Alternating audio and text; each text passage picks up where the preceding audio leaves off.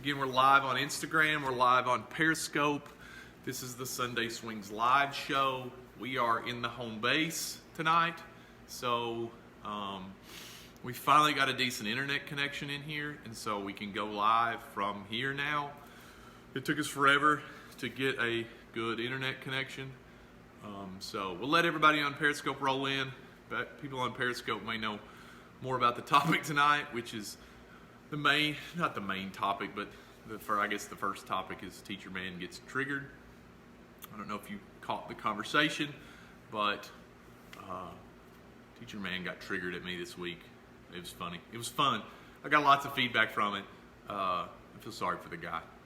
But we're going to talk about that. We're going to talk about a couple of topics: the old system, the new system.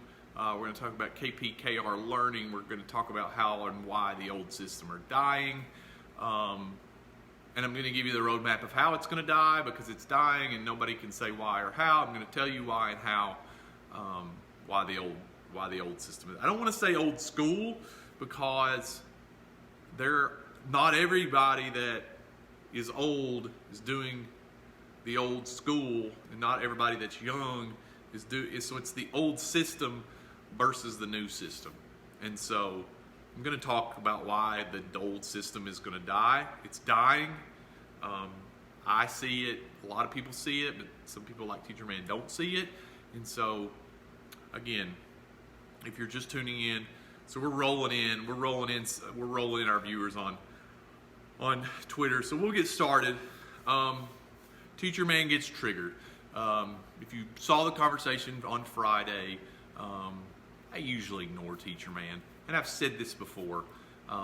Teacherman's got a few concepts that are really great. Okay, the guys, a couple of his concepts are really, really nice. So I've encouraged you to read his website. I encourage you to read his message board, or not his message, but I think it's in message board format. But he's got a couple articles within the message board that are really, really good. If you're curious about hitting, you will go do that. Outside of that, the guy's not worth the follow, because all he does is sneak around the internet and try to troll and tear down people's houses, because his castle is flooding, and I'll tell you why. The old system and the old guard, the old system is phasing out. And Teacherman is part of that system. And so what does he do? He tries to go discredit people in the new system, people using the data systems, the data feedback, as a feedback model, because it really is flooding his castle. And what I mean by that, and then let's go into another sport. Let's go into golf. Golf, 15, 20, 30, 25 years ago, you had these old guys that would go and they would seek PGA Tour guys, and they would spend an hour with a PGA Tour guy, and then they would advertise, worked with Freddie Couples for an hour. And then what he would do is he would then go and book out clinics, because he worked with Freddie Couples, and then he would spend an hour and he would make $2,000. And did he help Freddie? Did he not? Nobody really knows. And Teacherman does the same thing. Like he goes around and he connects with guys in the minor leagues, and he works with them for an hour, and then he claims their successes, and then people book him for an hour in a clinic, and he gets paid for it. And he doesn't really have to manage or govern any kind of long-term development in any body. And so he goes and trolls around people to try to discredit their work, or discredit their feedback, or discredit the technology, or discredit this, discredit that, and while at the same time furthering his nonsense. And so I engaged him on Friday. I never engaged him. I thought, you know what, I'm going to end this thing once and for all. And so I engaged him on Friday. And I didn't feel good about it at the end of it, because I don't want to come off like I'm driven by ego or anything like that. I just wanted to kind of expose this guy to my audience of 18,000 people on Twitter, that look, this guy's not worth the time that you could. I don't think anybody follows him anyway, and nobody really listens to him if they do follow him, but at a scale model, he can't help you in your journey. Is he good at, so part of the topic was knowledge of performance, knowledge of feedback. And I don't doubt, or I don't discredit, that Teacherman is a very good knowledge of performance guy. What that means is he's probably sat in his basement, in his mom's basement probably, for, I don't know, 30 years and watched Major League video, and he can really identify parts and pieces of a swing that separate the elite from the elite and the amateurs from the amateurs, and then he's got these 2 or 3 models that every pro does, and then he goes and he puts videos up of pros, and see, they do this, and yeah, that's true, but and I always speak on my own terms, because going back to, and I have to remind myself of this a lot, like, why am I on the internet? Like, why am I on Twitter, and why am I on Instagram, and why am I on Periscope and Instagram Live tonight? Like, why am I here? Like, I'm not here to seek the approval of guys like Teacherman or even any of the influencer guys. I'm not there to seek their approval. I think sometimes from where it's good to, it's reassuring when you get the approval of other influencers and you want their approval, but I go back to, like, why am I doing this? Like, why am I here? Like, why am I trying to share and grow this message? And it's to serve, and I say this about myself, I have 2 advantages in life. I wasn't born with, I'm not overly intelligent, and I live in the middle of nowhere, and so we have no resource. We have no outside resources. And so those are advantages to me. It's sparked a curiosity, and at the same time, the people that I serve are the people that are like me. When I was 10 years old, I live in the middle of nowhere, and just because you live in the middle of nowhere shouldn't mean that you lack the resources to achieve whatever you want to achieve in this game. So those are the people that I try to serve. Yeah, it's cool to have the approval of the Kyle Bodys and those guys that are on Twitter, and you want their approval and you want to impress them with their language, but I'm not there for them. I am there for the 10-year-old kid or the 13-year-old kid or the 15-year-old kid from Wise, Virginia, who lives in the middle of nowhere, who has no resources, who has no connection to any guru anywhere where he lives. I want to help him succeed. And the model that we build, and the model that I think works better than everything, is the model that we're trying to go with, which is the overload, underload, constraint-led approach with the data-driven feedback on the back end. That knocks out 80 to 85% of swing development. So you can use me as a resource to tweak and mold that within that, but that's the model. And so, why is Teacherman? We'll circle back, and so why is that threatening to him, and why is that threatening to old system guys? Because I don't want to spend my time talking about Teacherman. I'm not going to talk anymore about him. I'm not going to talk to him. I'm not going to talk about him. I'm done with the guy. He doesn't matter to me. I'm not there for him. I issued a standing bet of $10,000 to a charity. He wasn't going to take it. He knows he's a fraud. He knows he can't outswing me, but he just jabbers. And then it's like every bully, you punch him in the mouth, and then they stumble back, and then you're like, all right, dude, I'm done. And you walk off. It's like, see, I told you were scared. Like, no, I'm not scared. I'm not scared of you. I don't even care about you. Like, I don't follow you. Like, I don't listen to you. A lot of my content doesn't source from you. And so I don't spend time back and forth. And so the influencers that I learned from, there was a comment, he's there for you, learn from him. The influencers that I learned from, and I said this, they don't get enough credit. It starts with Hunter Bledsoe. Hunter spent more time than he should have spent with me, and I appreciate it more than he knows. I'll never be able to thank him enough. He kind of sparked my entire curiosity of movement pattern development. Beyond that, guys like furthering that research was Jerry Brewer. Jerry Brewer's website is fantastic. If you haven't read it, dig through it. It's awesome. If you haven't gotten into Dustin Lynn's Google Drive and follow Dustin Lynn, get those guys. Like, those guys have content. Hunter doesn't have much content on the internet. You can't find him. I'm eternally grateful. I want Hunter to become part of the community, part of the internet, and I want him you want you to hear his message, because a lot of what comes out of my mouth is what came out of his mouth. I'll never be able to source him and give him enough credit. Jerry Brewer, Dustin Lynn, both phenomenal, both with unbelievable movement information on Brewer is so underrated. It's a shame that more people on the internet don't know him, don't know his website. Seek him out. I think it's East Bay, Jerry Brewer, EBHI. Get his website before he takes it down. Hopefully he won't take it down. It is so good. I try to go to it once every couple weeks. It is so good. If you're curious about movement and you're curious about hitting, then go study that. It may be daunting. It's a little bit high language. What I try to do is I try to shoot down the middle. I try to take what Hunter does, try to take what Jerry does, try to take what Dustin does, and I try to make it into a thing that I can deliver to you and that you can grasp and understand, that you don't feel like you have to have a PhD to understand. I try to get to the nuts and the bolts of it. I try to build it with data feedback on the back of it and give it to you so that you can do it. The last guy who gets plenty of attention but is Kyle Bodie. Kyle Bodie really piqued my interest in studying Kyle and studying Kyle's work in pitching of overload, underload implements and data-driven feedback. It's really unbelievable. His work is unbelievable, and so Kyle gets plenty of credit from a lot of different places. He doesn't need more appreciation and credit from me, but he really piqued my interest in the data-driven model. He coined that phrase. That is his phrase.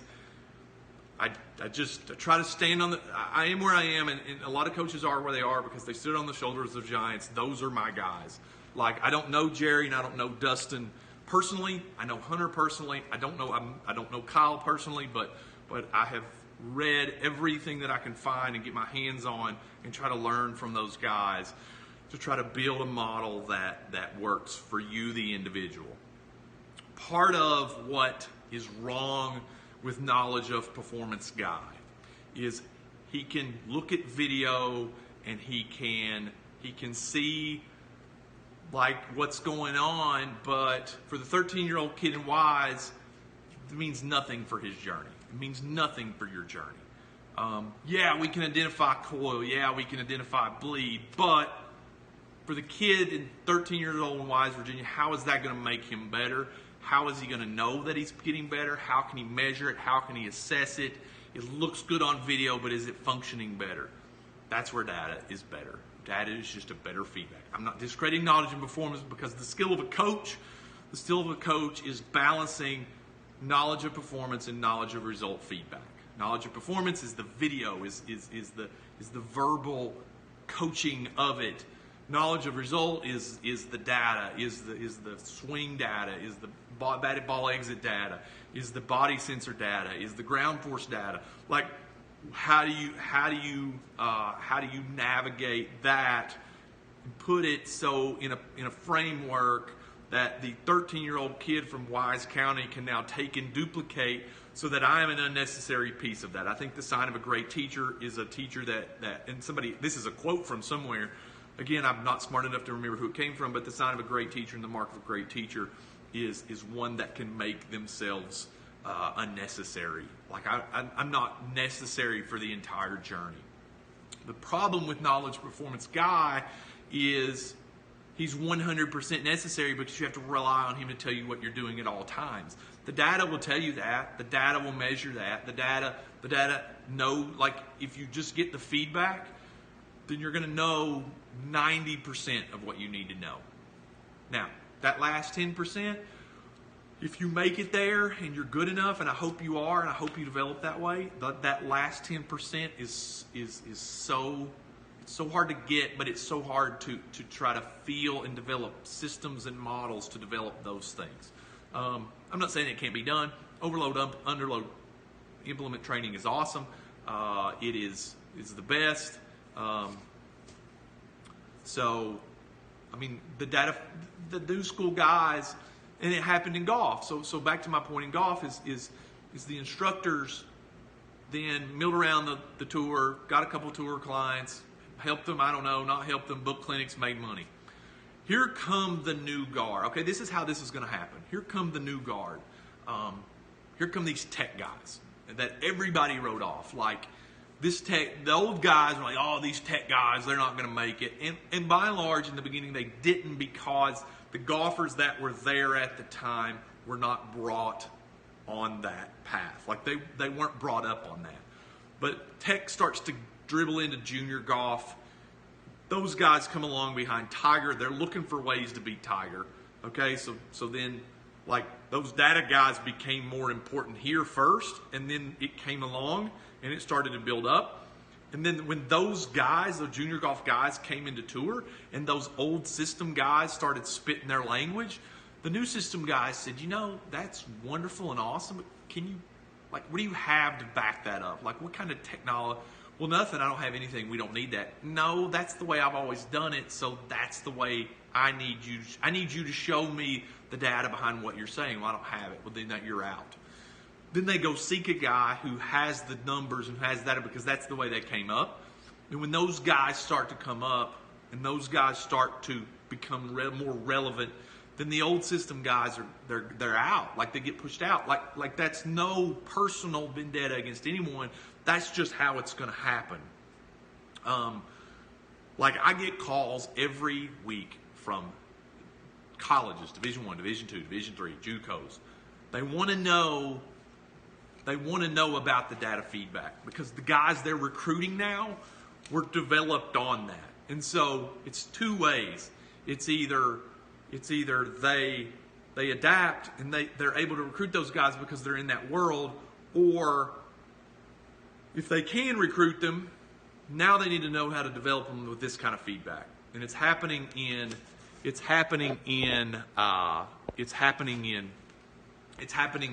baseball now. Like, I get calls every week about data feedback. Like, colleges guys want to know, like, I want to see how you're using the data and how you're mapping the data to the movement and mapping the data to the development.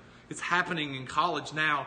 It's going to start to take over more in the minor leagues. There's still old system guys in the minor leagues. I've talked to a few minor league guys who swear they don't need the data. They swear they don't need it. Like, they swear they just, I don't need it. I know my swing, yada yada yada. And so they then just get pushed out because there's no place for them. Like, the people that are going to come in here that you're going to be developing are going to need that. They're going to need that feedback. They're going to need that. They're going to need that understanding of measurement of what you're telling them and how it's going to work. Shooting by the hip and shooting blindly and guessing at development is going to become a thing in the past. It's going to happen in the next 5, 10 years. It's happening in some orgs now, but it'll take 5 to 10 years for the kids that are like 13 now, that are all in on this stuff, that are being developed this way, to get to there. And that's all they know. And so once they get there and that's all they know, then that's it. Like, that's it for those guys. It happened in golf. Like if you pay attention to revisionist history, it happened in golf. That's exactly how it happened in golf. The data guys weren't very important in the beginning, because the guys that were there weren't brought into the system with that kind of feedback. And so they weren't in the beginning, but guys, junior golfers that were trying to catch Tiger, kept filtering into the system. Those guys became more and more important. The old system guys became less and less important. The old system guys that didn't marry old system knowledge of performance feedback to knowledge, so they just don't, they just got pushed out. So you're an old system guy that tries to understand and marry new system technology to what you already know, because Teacherman knows what he's doing. And I told him this, like, I can help you, man. Just marry what you know with some numbers and you're there. Like, you're there, dude. There's no, whether you think it's relevant, whether you think it's not, you are now in the new system with your ideas. Like, your ideas are good. Your ideas are going to work. Your ideas are going to measure fine. Teacherman's ideas will measure fine. I promise you that. I know they will, because I know what he does and I know they're wrong, or I know they're right. He needs to measure them and provide feedback to that, instead of saying, well, I train this guy, Well, nobody's going to care about that, because on an individual level, that doesn't help you run your own individual race. AA guy that hit 291, it doesn't matter for a 13-year-old guy in Wise, Virginia, that's just trying to get a little better. It doesn't matter. And so they They don't it doesn't help you. I provided feedback. Here's all of our guys, high school, youth, college. Here's all of our guys that we trained. Here are their numbers. Here's how they progressed. Here's how they got better. Here's what they improved. Here's how they improved it. Here are the numbers that indicate that. And all we want to talk about is video. Well, their swing quality improved, but the result is what makes them elite. Like, elite results make elite players. And so arriving at elite results, there's certainly a process, but it's a guided process for each individual to learn. There's an optimal solution for every individual, their own solution. You have to find it. You have to dig for it. There's certainly a framework and parameters with that. But to say that Mike Trout's journey is relevant to my journey or your journey as a player is not relevant. So somebody asks why I block people. If you come on here and you make stupid comments, this is my show. Like, if you make dumb comments, you're going to get blocked. Like, if you don't bring value to the show, like, don't watch. Like, don't come on here and troll. Like, I've blocked a lot of people on Twitter just because your comments don't bring value to people who want to try to understand and learn data feedback, movement systems, overload, underload training, KP, knowledge of performance, knowledge of result. They want to ask real questions, and so don't come on here and be stupid. Let's go into somebody asked about launch angle on Periscope. Launch angle is not like launch angle, exit velocity, swing plane, attack angle, approach angle, attack angle, barrel acceleration, barrel speed. Those are nothing more than measurements of movement quality. If your movement quality improves, your number improves. So we try to hit balls, and our ideal launch angle is 20 degrees. We want the top end of our launch angle to be 20 degrees. That only indicates that the plane of our swing and the quality of our movement is consistent. It's improving. If we launch a lot of balls at 20 degrees in a setting that is front toss, overhand BP, fastball BP, machine, 80, 85, 90 miles an hour, we do it all.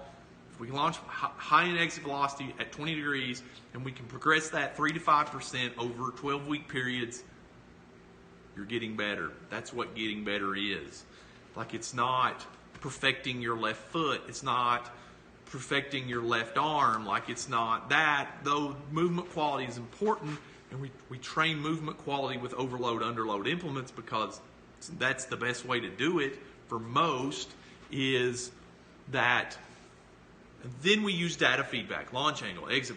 Data feedback is nothing more than a measurement of movement quality, outcomes, all of that. Like, we're not saying, we don't come in here and we just bat balls at 90 miles an hour and try to just, like, there is a process we follow in weighted bat, overload training, mobility, stability, lifting weights, because at a certain level, once your movement quality becomes really, really good, how strong you are, how mobile you are, how stable you are becomes the most important thing.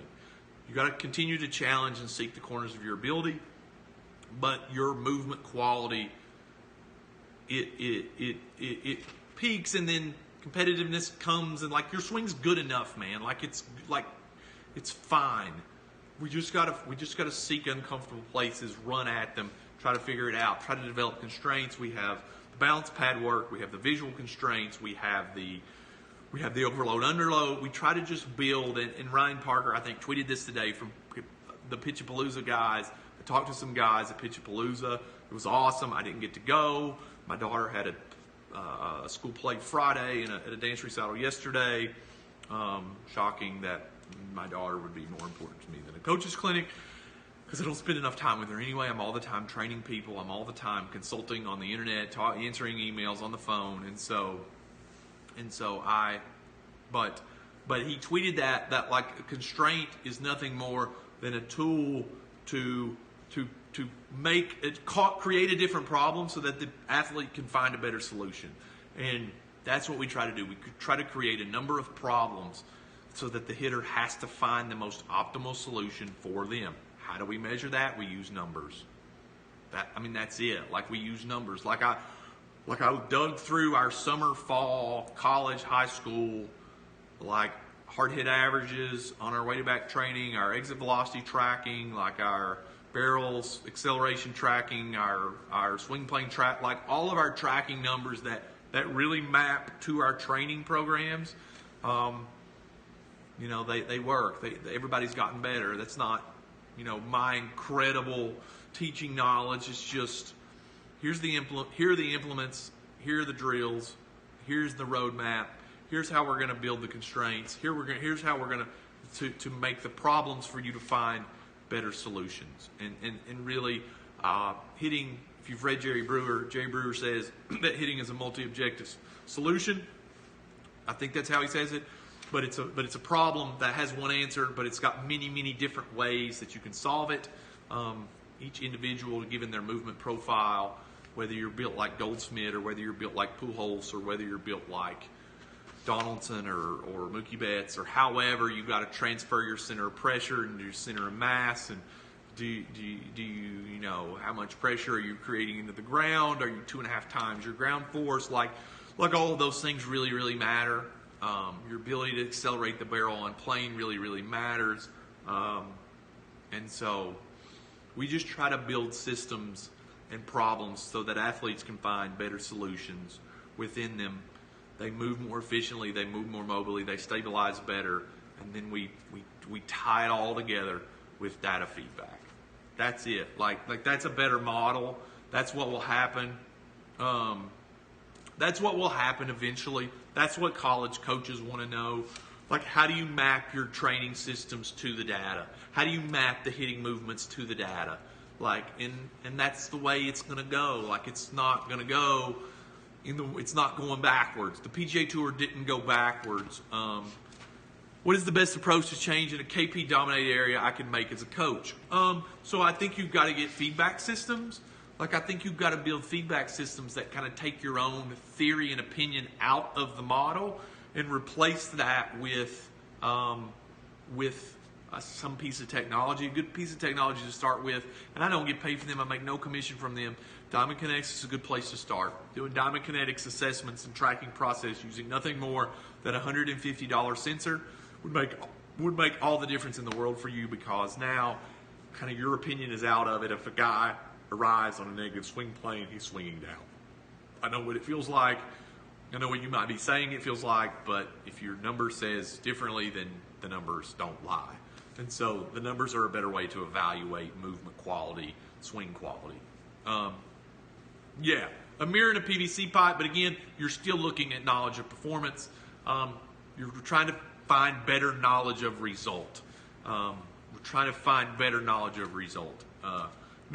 Better knowledge of result, like video is part of knowledge of result, but how can we find better knowledge of result in data and technology? It's going to shift. It's shifting.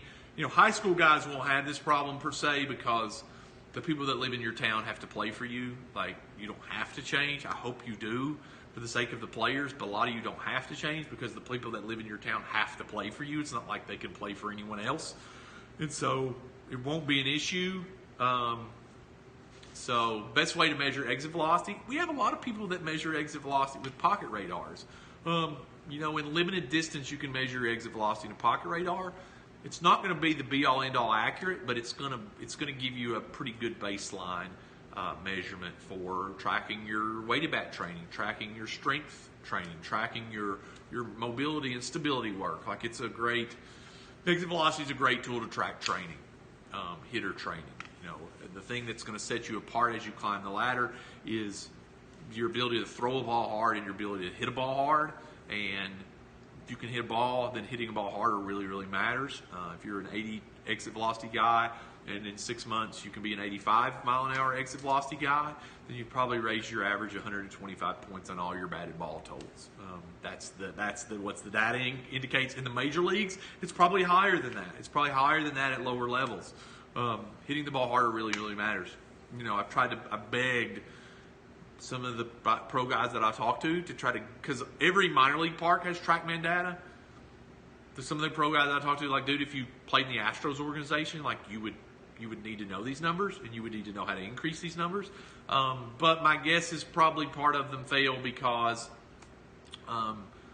their exit velocities, their average exit velocities are too low, and they need to train to get them up, but they don't know that because they spend too much time working on their coil or their bleeding their corner or whatever. Like, get your batted ball number up. You hit the ball fine, just get your number up, okay? And if you can't measure it, then you can't track it and you can't train it. So if your average exit, if you're in the minor leagues and your average exit velocity is 87 and you hit 310, but you only hit 5 homers, then get your average exit velocity up to 91. You're going to hit 340, and you're going to hit 12 homers. What was that cheap movement tracker again? So it's not a movement tracker. It's just a swing tracker. Diamond Kinetics measures the movement of the bat. That's all you're going to get on a budget is that feedback. And then you're going to be able to build your own weighted bats on a budget. Our programs are not expensive. We now have 2 more ways to get into the programs, monthly and 3-month. I hope you choose to get in those as well. Those are getting better. So are you against the idea that there are certain concrete movements that will produce? No, we have our parameters. Like, we have our loading parameters. Like, so I posted this the other day. We posted this one day that 90% of swing is load. 80% of swing is load time. From the time the athlete picks his foot up to the time that he arrives at contact is 80% load. And it's 20% bat swing. At least 20. So we spend way more time talking about the swing of the bat and way too little time talking about the load. All of our parameters are within the load. We develop swing path using overloading and underloading implements because it's a fine motor skill, and we just try to challenge the central nervous system to adapt differently from a different place. But our parameters and our cueing and our external or our internal focus is all in loading. You talked about internal rotation of the arms or load on Twitter this week. What is a good way to work on that, especially timing and pinning of the scap? So all of the things that we work on, whether it be internal load of the back arm, we have some feels for that to make the athlete aware of what's happening. But we do all of our work within our overload parameter or our overload drill series that we do into the plyo care wall with different loaded bats. And if internal load of the back arm is a focus point, that's just what you focus on.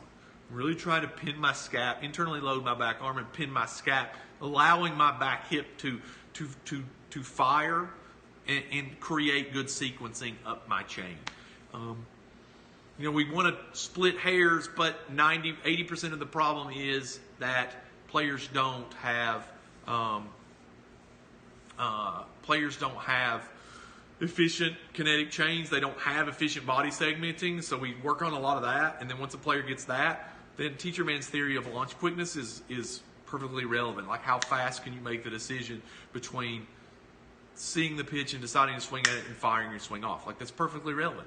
But the 13-year-old kid in Wise who has terrible segmenting, terrible body segmenting, then he's got to learn. He's got to learn to segment his body parts and accelerate his barrel on plane, and then.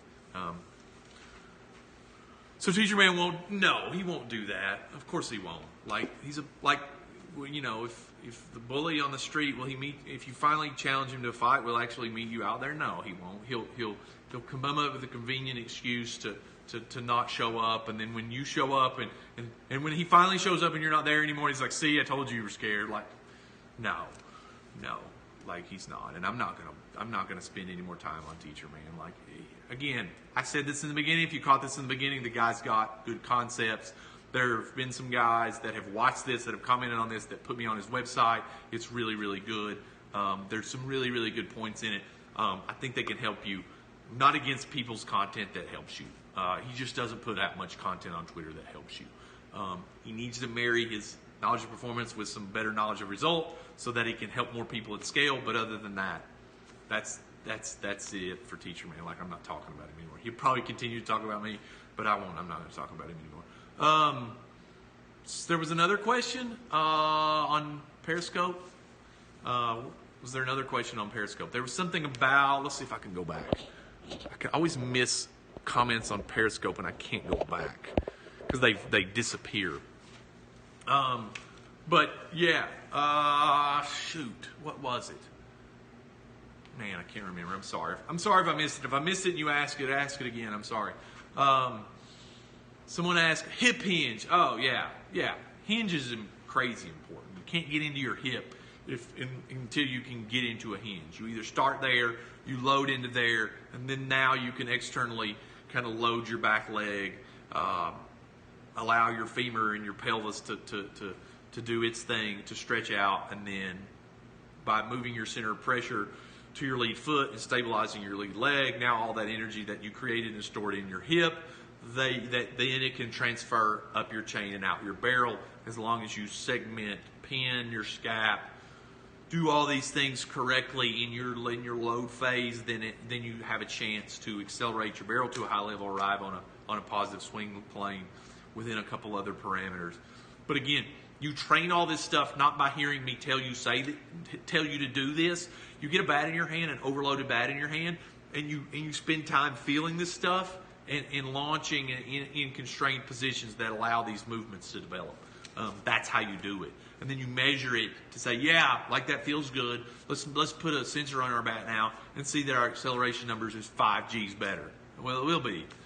But you need to see that. Like, I'm not there to tell you that. So you need the sensor to tell you that, because I'm not there to say, yeah, that's better. Let's put a sensor on it, measure it. Yeah, that's better. I don't use the sensor every day. I encourage my the online clients, to use the sensor a lot so that you can know on a day-to-day basis whether or not you're getting better or not. How do you differentiate between explaining the swing and teaching the swing in real time to athletes? So in real time, is that Chaz? In real time, it depends on where we are in our progression. Are we in our overload progression that we do on the tee, or are we in our front toss progression, which we're using overload bats for, or are we in our fastball progression where we're hitting fastballs? It all depends upon where we are there and how much cueing we will use for them. I think some guy got butthurt this week because I told him that changing your aim isn't like groundbreaking work, like cueing an athlete. If you're a hitter and you miss 4 or 5 balls in a row underneath the ball, like aim higher and miss one over the ball, like adjust to the other extreme. And so, yeah. So it depends on where we are, Chaz, and where we cue, what we cue and where we cue. We try to talk and instruct a lot in the loading parameters in the overload drills. After that, it becomes less about that and more about timing. We try to get the athletes to understand and know their timing and their posture in executing their swing. If they understand their timing, they understand their posture, and they're sequencing, they're segmenting their acceleration correctly, then what we get on the hit tracks is usually pretty good and usually pretty progressive. It's not like you're going to go from 85 to 95 just because I told you that you need to coil around your back leg. You're just not. It takes time. That stuff takes time. And if you develop players every day, then you see that. Like, it takes time. Like, I posted a couple of my high school guys, and then Teacherman took them and put them next to pro guys, and I felt really good about it. Like, I was like, okay, like that 17-year-old from the middle of nowhere, while he's not 30 with genetic advantages and a 10-year big leaguer, like, I feel good about that move. Is it perfect? No. But that kid, I don't know, 6 months ago was an 82 mile an hour exit velocity with bad segmenting, bad transition, nothing. He had nothing. And now, like, we're splitting hairs on his lead leg stabilization and how he's launching, whether it be in here or whether it be on the internet or, yeah. So we don't handhold kids. We just allow them to learn. We don't handhold them. We don't over cue them. I lose more business. I lose during the overload phase. So how hard or how not hard they swing is not as relevant as them creating better sequence. And so we haven't measured them in a while. When I say a while, I mean maybe a month. But, man, if you got that little swing speed radar, use it all the time. Use it all the time, because most people need to figure out how to swing the bat hard and adapt. Do I think turning without space leaks power? So when you say turning without space, do you mean space in your lead arm? Do you mean space in your back arm? I mean, when you define, how are you defining? Help me when you say space. How are you defining space? I'm not sure that I'm following what you're asking. There are certain power leaks. Your arms outrunning your shoulders is one I see all the time. To focus on shoulders, space in your legs.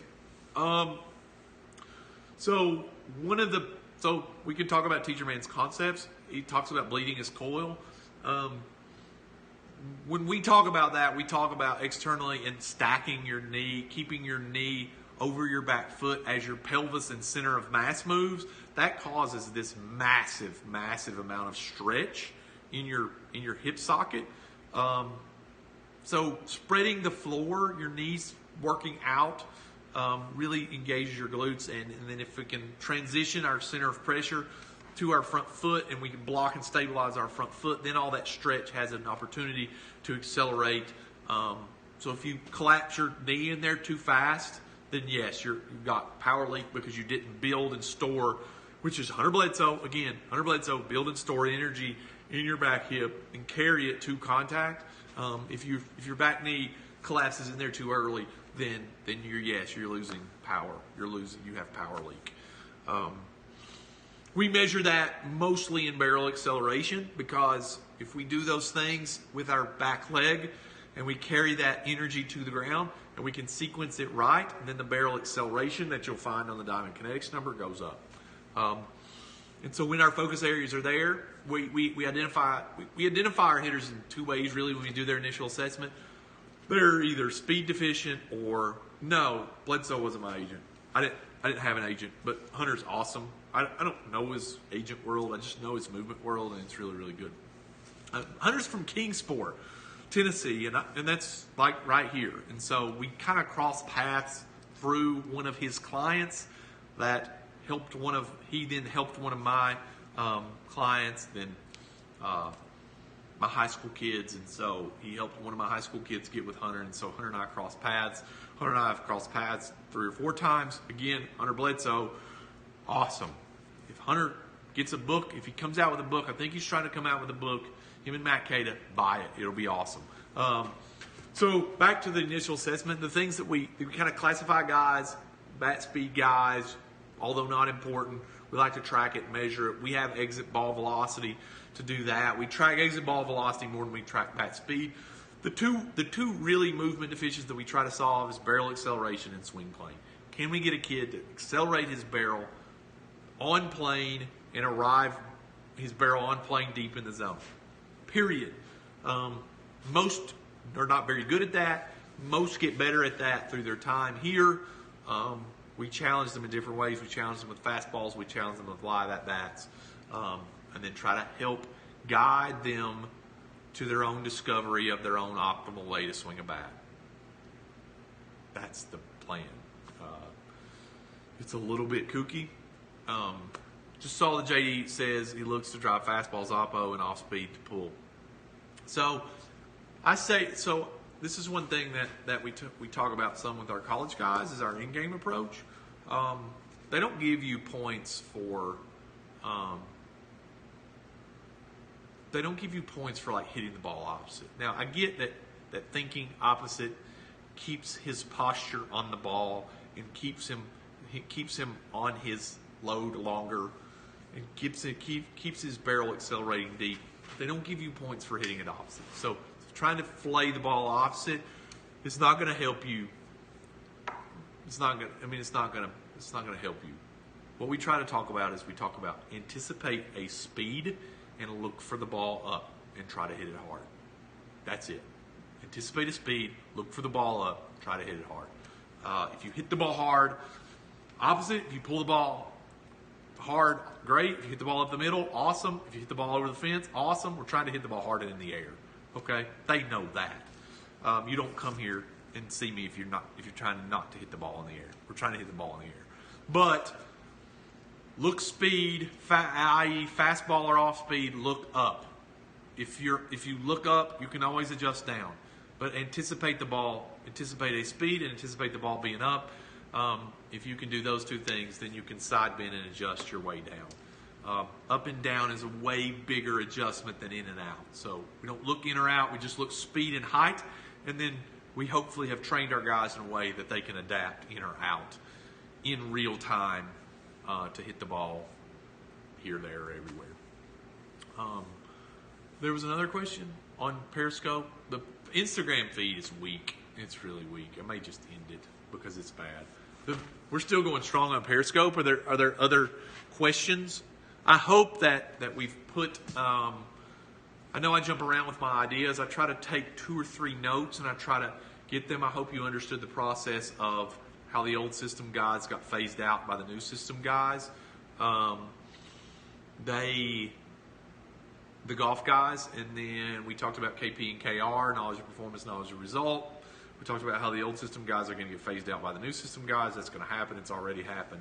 And then we took questions. Can you see some overload constraints? There's a few of them on YouTube. I'm not going to put them all out there. As I phase them out of our progression, I put them on YouTube because those are something that our online clients pay to see, and so I don't put that out a lot. I spend an hour on the internet talking to you every week about theory and development and all that. What are good drills for scap load and pinch? Again, there's not a singular drill. If you look back through my Twitter feed, you'll find a kid that's got a rip trainer with a Slastics like band, Jaeger band, loading that thing and just feeling his back, having to hold the stick with the load on it this way while he pinned his scap. It's just creating a feel. It's not the solution. It's just creating a feel for him. We're trying to find a solution for that. No, I'm not in my basement. This is where I train people. Look, it's like the MTV Cribs edition. There's a cage. There is a squat rack. And there is. So we got to do an MTV Crib. Put your arm out in front of you and pull it around. Like just use the muscles around your scap, which is the bone of your shoulder that slides around. You got muscles around it. Try to use that to pin it back. So this is actually the basement of this building, though. So yeah, this is 2,400 square feet of just nonsense that we go on with every day to try to help guys find better solutions to their swings, and it works because the data says it works. I know that exit velocity doesn't make you a good hitter, but it's the best way to track training. Like we do everything that you do, except that we track it this way and not this way, and we don't fly the ship blindly. I got that. It's like lifting weights or timings. Sure, it's like grading a math test. Like go to school and the teacher gives you the math. Oh, we're not going to grade it today. It doesn't matter. Like you did the problem right. Yeah. If your instructor isn't tracking, they can't help you. Like if you have the means to track and measure things, then you should track and measure things. And the old system guys that aren't tracking and measuring anything are going to get phased out because the younger kids are going to want the measurement and tracking when they get to.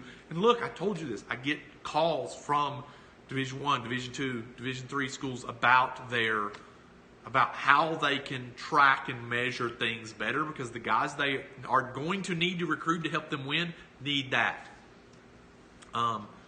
Yeah, that looks better, Slugger. See you next week.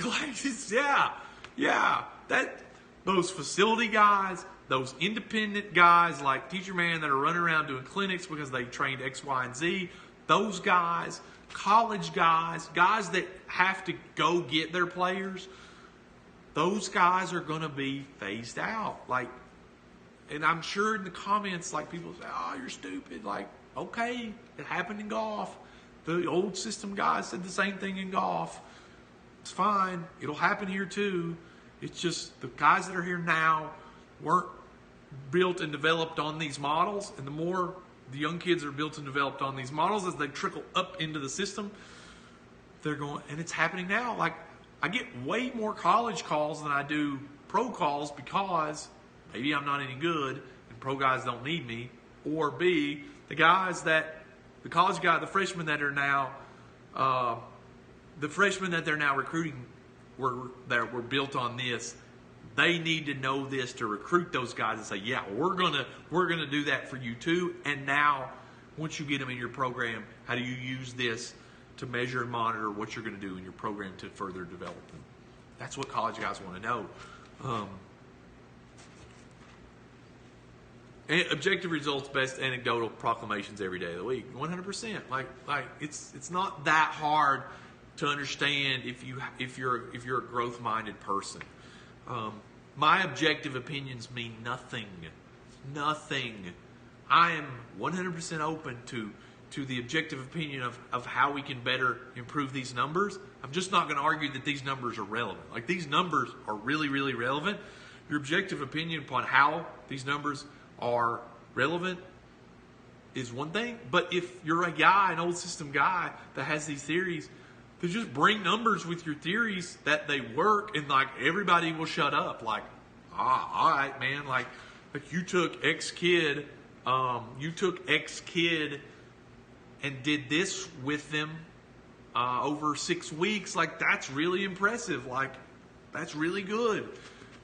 You know, Johnny lesson guy or Johnny road instructor guy that says, hey, big guy, good session. See you next week. Like, what did you actually improve? And how do you know you improved it? Like, I don't know why that's so hard to understand. Again, it'll phase out. The moat is going to flood the castle. The moat of, I trained this guy, I trained that guy, is with the castle being, this is how I'm going to make money. It's just going to flood. And so old system guys are bailing water out right now because make sure the instructor knows your name. The old school guys are bailing water out of their castle now because their castle's starting to flood because the data and the technology is so relevant. It's becoming so relevant. It's not relevant at the top per se for pro guys, all of them yet, but college guys are starting to see it. Trackman is getting installed in colleges all over the place. They want to marry their knowledge of performance with better knowledge of result, data feedback. They're needing to know how to do it because the guys they're recruiting now they're starting to trickle in the system of higher player or higher levels, college, Division I colleges. And so it's going to happen in professionals. It's going to happen in facilities. It's going to happen in all these things. They should just adapt or they are full of, Again, they don't know that, and they'll never know that. What will happen to most of them is they'll just be blind to the fact where their services aren't needed anymore. And so a college coach tracks his best players, then they will build a profile and recruiting base.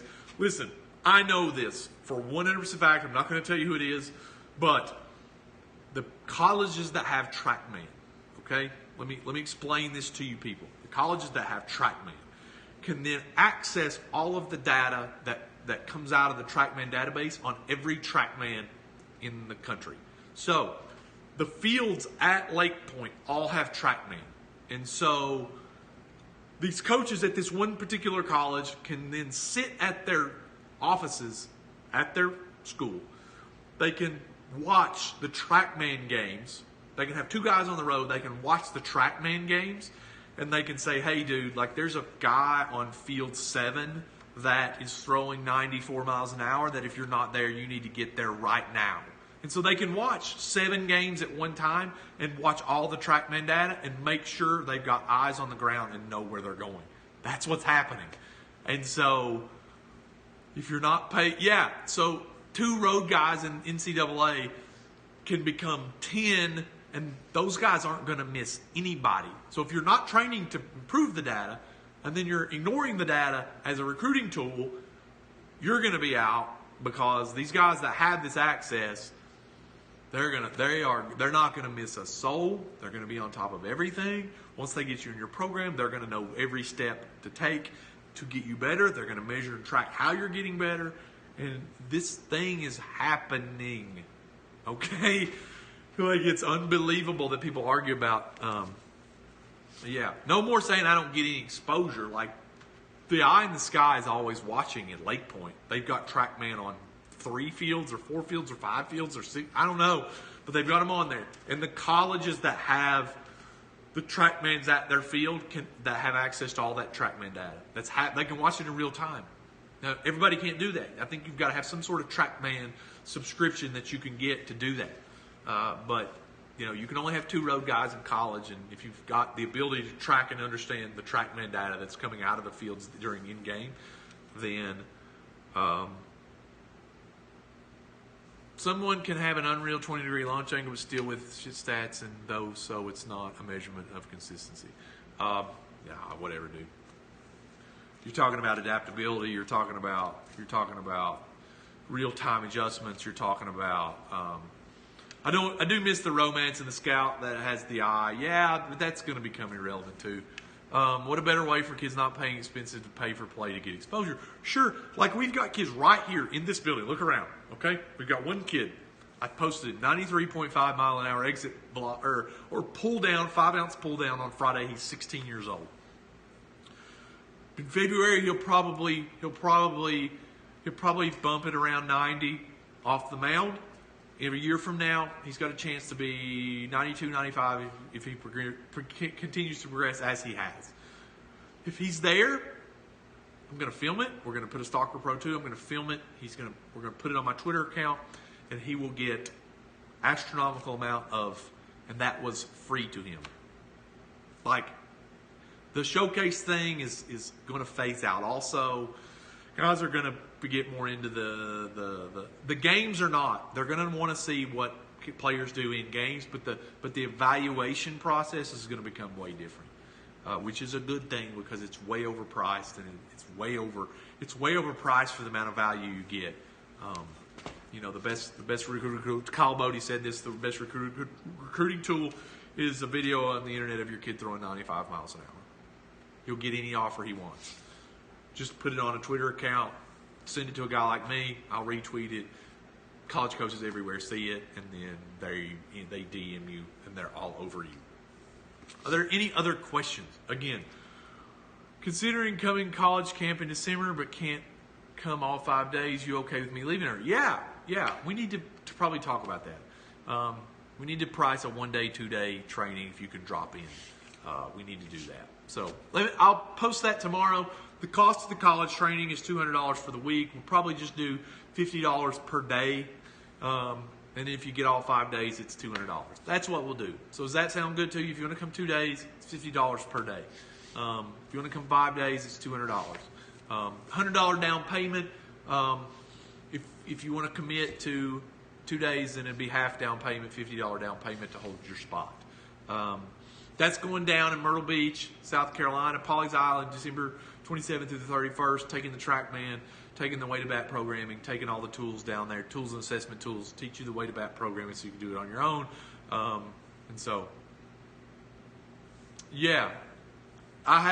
hoping to be in Jacksonville after the new year. I'm going to the ABCA. I don't know if I've just said that. I'm going to the ABC. I'm going to be in the backspin tee booth at the ABCA. Somebody sent me a text or sent me a Snapchat today. Are you going to be at the ABCA? I said, yes. He said, a lot of people are probably going to want to see you. I said, they're either going to see me or fight me. I'm not sure which one it's going to be, but hopefully it's not too many people want to punch me in the face. They might. I don't know. Old system guys get triggered a lot. Looking for tools to help your kind of exposure so that, come on up. Come on up, spend a few days. Are there any other questions? I really, really like working with college guys because they have a few advantages that younger players don't have. Are there any other questions? Again, no more Teacherman. I'm not talking about him. I'm not talking to him anymore. He's dead to me. Like I'm over it. I don't want to go back and forth that way. I am on Twitter to serve you, the guy from Wise, Virginia, in the middle of nowhere that has no real resources around him. I'll be in Springfield, Missouri next weekend. I'll be back here Sunday. I've got hitting groups on Sunday afternoon with our in-house people. We've got the girls softball velocity development program running. I got 2 great girls to do that. That's a beta program that we are off and running with. It's going to be awesome. That is a velocity development pitching program, not hitting. Our softball hitting program is tested, verified on the Velo Lab online program, weighted bats, constraint drills, all of that, weight training progressions, verified, measured off of our in-house clients. The data and tracking is there also. Are there any other questions? Thank you for following me. Thank you for watching. Thank you for sharing the show. I really, really appreciate it. I really, really appreciate this time. This has become way more fun and way better than I ever thought about it being. I talked about that last week. I'm generally an introverted person. I'm very shy in a lot of public forums, but this baseball community has always been a place that I can interact with people, share ideas, share thoughts with people. People became very interested in my work when I got really, I guess, talking a lot about the data feedback systems that we were using, which is the best way that I now felt comfortable talking about what we were doing, because we actually could verify and quantify it, not just throwing objective theory in the air and hoping people liked it.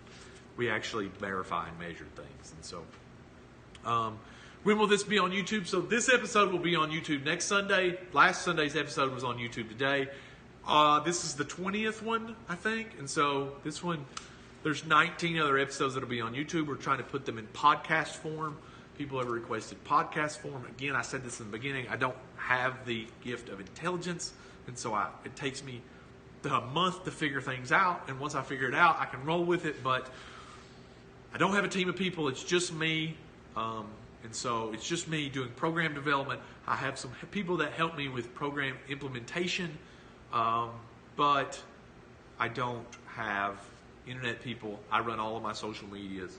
I do all of it. And so, yeah, I'll keep fighting the good fight for you. I don't care what people say. I'll take bullets if you're willing to learn. So one more time, it'll be $50 per day or $200 for the week.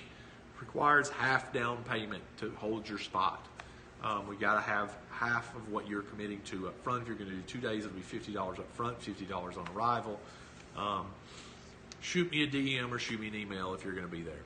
I just need to make sure we don't overbook it. There'll be some college coaches that are coming, so we need commitments from college players. We can't put high school guys in the group with the college guys because the college coaches can't be around high school guys during that time, so there can be no high school players in the group. So we have to have a group of just college guys, and then if we decide that we're going to do high school guys, they will have to be in a different group. Because the college coaches from the NCAA that are coming to observe that work that week, they can't be around high school guys during that time, so we can't have high school guys in the group. Are there any other questions? Again, go check out the Velo Lab online. There are 3 ways to get it now. Monthly, $20. 3 month is $45. And year renewal is $130, $129.99, I think. So if you find value in what we're talking about, all the programs there, I'm adding instructional videos to that. That helps me buy and pay for equipment to do better testing, to develop better programs that ultimately you get in your hands that hopefully will help you get better in the long run. We're trying to test a Rapsodo. We're trying to test a K-Vest, which I'm going to be able to get a demo unit. We're going to try to test a 4D motion capture. We're going to try have the hitting plyos in the library held up well. Our hitting, the ones that we posted the other day, we're doing well with our hitting plyo work.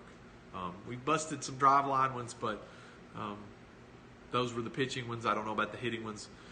And so we do the throwing programs with the driveline balls, and we just happen to just start hitting them. And that's how we kind of develop the wall and the drills we do into the wall. See Long Baseball on Twitter. You're watching this. See Long Baseball on Instagram. See Long Baseball on Snapchat.